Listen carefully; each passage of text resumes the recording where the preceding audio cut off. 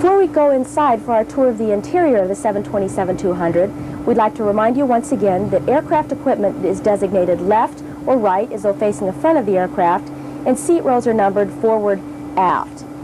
We're standing at the main L1 entry door on the 727. This is the only door that is routinely used for passenger boarding and deplaning. On this aircraft, we offer two classes of service, first and cabin class, in two zones, A and B. While we're in the entry area, I'd like to point out a few features that are important. We have an aft-facing double flight attendant jump seat. To its left is an interphone and microphone and a flight attendant control panel. Directly opposite the jump seat are some stowage compartments, and facing into the aisle is a magazine rack and the first class hanging closet area. To your left is the cockpit door. Behind me is the door to the first class lavatory. In this cabinet we stow first class liquor kits, and directly behind this bulkhead is the first class galley. Let's go inside the cabin area and have a look. I'm standing in the first class galley, which is comprised of two modules, a forward module and an aft module. The forward one has all the electrical equipment, including the ovens, an air control panel, coffee maker, a hot water spigot, a circuit breaker panel, and a variety of stowage compartments. There's also a waste bin. Directly behind me is the galley service door, which has the control panel for the galley and cabin lighting, and the aft galley module is all stowage compartments with a tray service that can be opened to extend your counter space. Now we'll move out into the cabin area of first class. Our first class cabin has 14 non-sleeperette seats arranged in a 2-2 configuration. Seats on the left are A, B, and those on the right are C, D, with a single aisle. There's a passenger service unit above each seat, which has an individual reading light and a flight attendant call button.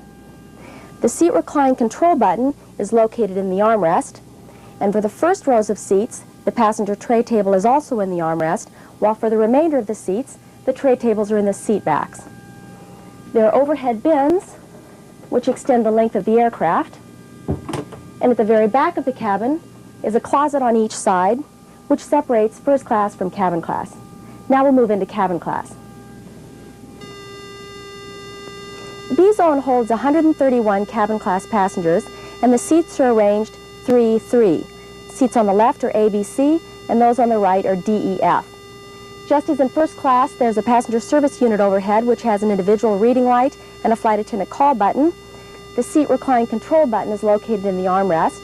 For the first rows of seats, the tray table is in the armrest also, and for the remainder of the seats, the tray tables are in the seat backs. Once again, overhead bins extend the length of the cabin. At the very back of the cabin is the cabin class galley. I'm standing in the cabin class galley, which is comprised of three modules, a forward module, aft module, and there's an Aux Bar directly aft of this unit. The forward part has some of the electrical equipment, including ovens and their control panel, as well as stowage compartments and a waste bin. Directly behind me is the galley service door, which again has a lighting control knob on it.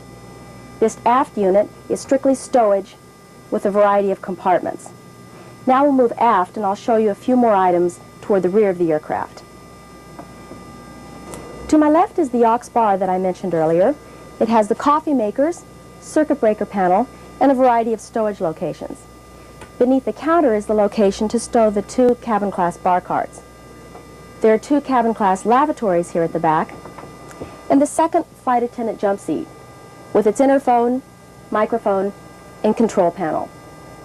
This concludes our tour of the 727-200. Your instructor will now review in greater detail the equipment we've discussed.